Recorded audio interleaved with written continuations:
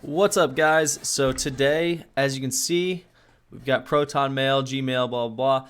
We're going to be explaining how to stay safe on the dark web and how to actually traverse the dark web without giving up any information, okay? Because this is huge. This is what people, the biggest mistakes they make on the dark web and how they get doxxed, they get in trouble, all kinds of stuff.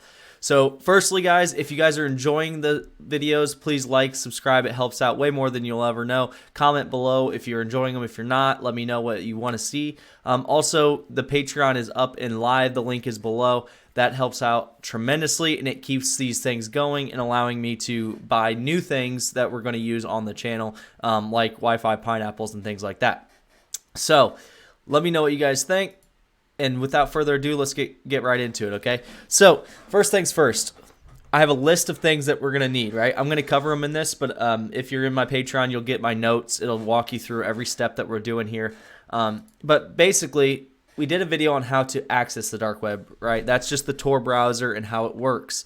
So it basically accesses 3 proxies. We know that. That's great. But how do we stay secure on there? Because as I'll show you here, this is the Tor browser, right? So this here will show you, this is a forum, if you will, right? So in order to view a lot of these, you're going to need an account, okay? Well, as soon as you create an account, if your name's on that account, your address, your phone number, any of that stuff, you're now putting yourself out there on the dark web, which is not what you want to do. I would never do that personally. So first thing we're going to need before anything, and I keep this on my phone, you guys can keep it wherever you want, but is a password manager. So I use Keeper. LastPass is a good one. Bitwarden's a really good one. There's a bunch of good ones out there, okay? These are password managers. What they do is they just store your passwords for you so you don't have to remember them. The reason I recommend this is because if you're doing security correctly, your password should be too difficult for you to even remember, right? So you should have it not written down. You should have it in a password manager that you can only access. Only you can access it. It's important, okay? Now, you can use whatever you want for that. Obviously, I want you to use a VPN, okay? I use ExpressVPN, and the reason I use ExpressVPN is because it has been proven not to keep logs. So meaning if something happens, nobody can go get that log of who had that IP address at that time. So therefore, that's going to make sure that I'm covered if anything happens, okay? And if you guys don't believe me that it's actually proven, I believe it was 2015. I don't remember the year, but I think it was the FBI actually did go into ExpressVPN and say, give us your servers, and they went and looked, and there was nothing on them. So just take that with what you will, but they're the only ones I think that have actually been proven that they don't keep logs, okay? So first things we're going to do, right? We're going to get our VPN set up. So you connect to the VPN, you're in the VPN, right? You'll have that on all your devices. So you're connected to the VPN, that's great. Now what we need to do is we need to get our password manager, and we need to create an email, okay? So first thing, you would create an account, and there's a couple things to look for here. So first thing, whatever your first name is going to be on here, do not make it your real name, okay? Make it John Smith, whatever. Username, Taco5, anything you want, whatever your handle is going to be on the dark web, okay? And when you go to sign in, 90% of these emails nowadays are going to ask you for to send you a text message to verify your identity. This is where you're going to need a text app, okay? Because do not give them your real phone number. I use TextVault. You guys can use whatever you want. There's 55 of them out there. There's 100 of them out there. There's a ton of them out there, okay? So make sure you have a text app that you can actually send and receive text messages from. It's important. So when you make a fake email account, you're going to need a fake text message, okay? So they're going to send you one. Now, there is ways around this. And what I mean by ways around it is, so if you don't want to create an account like this where you can keep accessing it to even have more anonymity, you can do 10-minute email. If you guys aren't familiar with this, I'll show you. It randomly generates you an email address. Here it is, okay? and this will give me an inbox for 10 minutes, okay? So if I want to use a 10-minute email, that's fine. The problem is if you, let's say you're on the dark web and you forget your account, right? You're going to be screwed because you won't ever be able to get back into that email address, okay? So I personally create a random email address that's going to be my handle where I'm going to handle things, okay? You're going to need, once you create this, then I go to Proton Mail. I use Proton Mail for everything on the dark web. I keep a backup Gmail or Yahoo or Hotmail or whatever you want to use. I keep one of those accounts that's random, not connected to me in any way. And I do that because there's times where I may need to use something different, okay? So this gives me variety opportunities. So now when you sign up for Proton Mail, same thing. You're going to ask for, we'll select the free plan, and you can upgrade it if you want. Depends how much your activity you're going to be doing, okay? Now, when you're doing this, make sure, so here you can see you're going to need passwords. So when you're making passwords for all these, this is where you're going to go to passwordgenerator.net. Make sure your password is at least 16 characters. I would make it longer if you can. Make sure you select all the symbols, lowercase, uppercase, all that stuff, and generate a password. Now you can see this is obviously a password you're not going to remember. That's why you put them in your password vault, your password safe, whatever you want to call it. Okay? So now you're seeing the pattern, what we're doing. We're keeping everything random. So now when someone, let's say someone does guess your account, they're never going to be able to guess your password based on your personality, what you like, that type of stuff. Keep in your password vault if you have security questions like, you know, what's your what street did you grow up on, all that stuff. Keep that in your password vault and don't make them what you actually did grow up on. Make them random as hell. Make them, you know, oh, I grew up on, you know, 10th Street, whatever. Don't do that, right? Because that means someone can guess that. So if they say, what street did you grow up on? Make it random. Say, do another password generator and make that answer random. Or make it, you know, something that's so obscure that no one will ever guess. Something random, okay? Now we've got our Proton account. We've got our Gmail account. We've got our texting app so we can text. Now there is a couple things more we're going to need. Now, one thing we're going to need is we're going to need a Bitcoin or some wallet, a crypto wallet, okay? Again, set this up with random accounts. Now, the problem with this is you have to know what you're doing because basically, right, if you're going to mess with the crypto part of it, you just know what you're doing. That's what I'm going to say because this is a wallet that's not going to be tied to you. So therefore, you have to know how to get your money out of there. That's all I'm going to say. I'm not going to walk you guys through the steps of all that because that's starting to get into stuff that's illegal. I'm not talking about doing anything illegal. I'm just talking about keeping yourself safe. But if you are going to purchase any services, anything like that, you will need a crypto wallet that is not tied to you. Make sure it's not tied to you. And I'm going to keep saying that because there have been cases where people have gone to prison because they did something illegal on the dark web and they tracked it back to their personal Bitcoin wallet or something like that, okay? That's not what we want to do.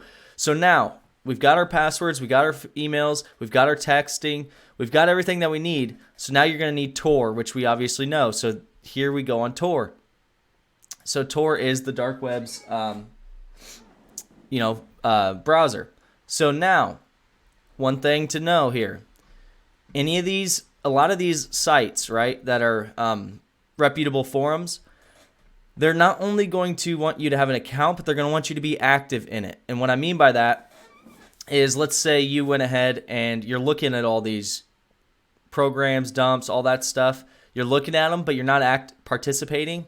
Sometimes you'll get banned from these things because you're not actually adding any value to them, right? So make sure you're actually participating, actually doing things. If that's your thing, if all you want to do is lurk, that's fine. Just keep in mind you may get banned. You may have to create a new account. That may happen, okay? If it does happen, just do the process all over again. So now, the main place I would start out when you're on Tor, is I would go straight to the Hidden Wiki. And this is simply, well, we'll see. Here we go, the Hidden Wiki, okay? So this here is just telling you different things you can do on the dark web. I don't recommend any of this.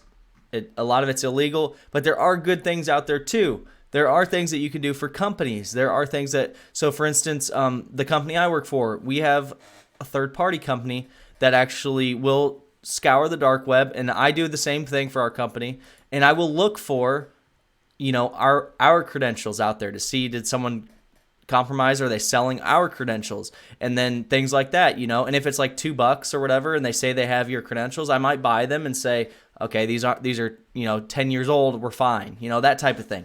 So keep that in mind. This is stuff that people do.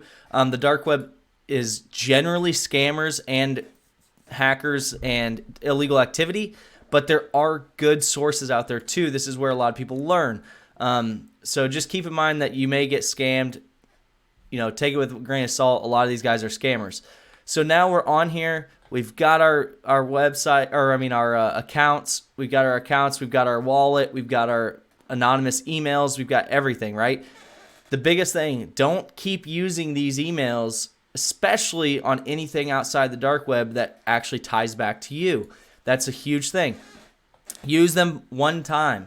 And the reason I say that, make another email that's random. Use a different texting number or something. Keep things to where nobody can ever tie it back to you. And I'm not saying this to tell you how to do illegal activity, because that's not the point of this. People on the dark web are extremely clever. Extremely clever. They will tie it back to you. They will look for something. They will see something that they notice on your computer or something. They will see something that they can go, oh, I'll tie it back to him. If you have friends, make sure your friends on the dark web don't know you in real life, because they could tie that back to you. Especially on the dark web, because the dark web is full of scammers.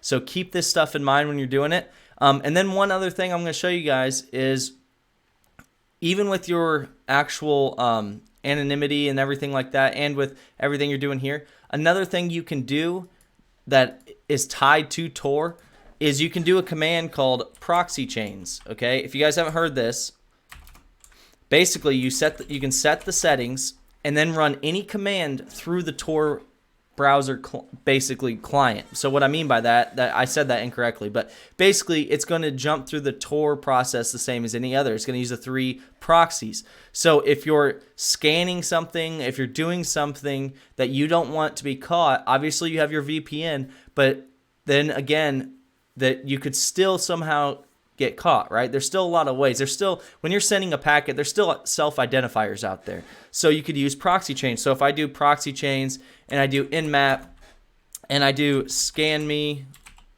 I think it's nmap.scanme.org, which is their site that they allow me to do it. Now, you'll see, okay, that actually didn't work, which is fine. But you'll see that it says no targets were specified, whatever, but it's a different setup than the actual one. And when I say that, I mean, if you typed in just nmap.scanme.org, it'd be different. And it's because I haven't set up proxy chains on this VM. But basically, what it'll do is you can set different places that it's going to jump. So it's going to do the 3 jumps. You can make it more than that, whatever you want to do. And it allows you to run commands the same way that Tor works, which is jumping from host to host to host to host before it reaches its destination. And this will, again, save you with anonymity. So make sure, the biggest thing is anonymity, right? Don't ever use your real name on the dark web. Don't ever use your real email. Don't ever give out, obviously, an address, a phone number, none of that stuff. If you have anything shipped from the dark web, which you shouldn't, because you shouldn't trust these people, don't ever ship it to your location. Don't even ship it near you. Ship it to a random place and then go get it. If you ever are going to buy something on there, use cryptocurrency that's not tied to you. Just think how you would look for somebody is the exact same way people are looking for you. So anything tied to you will find you. I can tell you that right now. People are clever. They can hack you as well. So use a VM that is brand new. Don't use a VM that you use for, your schoolwork or whatever. Use a VM that's brand new. Stand up a brand new VM just for it. The biggest thing, go to Wi-Fi that's not your house. Go to public Wi-Fi with your proxy, with your VPN, all this stuff, and then do it. That way they cannot tie it back to you at all. you got to keep in mind everyone on the dark web has some technical skill because they got there, okay? And I know that sounds silly because it's like such a simple thing. You can download Tor and you can hop right on, but there is technical skill in that. And if you don't believe me, go ask your parents or your grandparents or whoever to get on the dark web and watch how long it takes them. They can't do it because the technical skill is not there, okay? So keep that in mind, and keep in mind that this is not to teach you how to do illegal activity. This is to teach you, if you're going to get on the dark web, how to not get in trouble with scammers, hackers, things like that, and try to save you. Now, I'm sure there's something I missed. I tried to write things down. I'm sure there's something I missed. That's why I say this with a grain of salt. This, just always think of how they're going to try and tie something to you, and never put your name on anything. This is the reason hackers have aliases, okay? Whatever you do, put a random name out there. Don't use the same one over and over, because then people can tie activities to you. Just think of all these things before you get on the dark web, and think of what you're doing and decide if it's worth it, because if it's illegal activity, it will get tied back to you on the smallest little thing. So just keep that in mind. This is just to keep the main scammers and hackers away, and this is my recommendations. This is not an end-all be-all guide. This is just how I would do it if I were you, to stay safe. So hopefully you guys liked it. Hopefully you guys keep enjoying it. If you do, we do a lot of really different content on the Patreon, as far as, yes, some of the content's the same, but I will go more in depth with certain things, because I don't have to worry about getting any feedback from YouTube or anything like that. Another thing, by the way, guys, none of these products that I listed are sponsors. So these are just products I genuinely use and like. So keep that in mind. I'm not selling you on anything. I'm not trying to give you guys a sponsorship. As far as, I'm not trying to tell you that, oh, I love ExpressVPN because they're a sponsor of the pod. No, it's not a sponsor. It's just someone I like, something I like. So do that with what you will, guys. If you guys enjoyed the video, please like and subscribe. It makes a huge difference. And we're almost to 500 subs. And remember, at 500 subs, we're giving away that keylogger. So keep it up, guys. I really appreciate it. Thanks.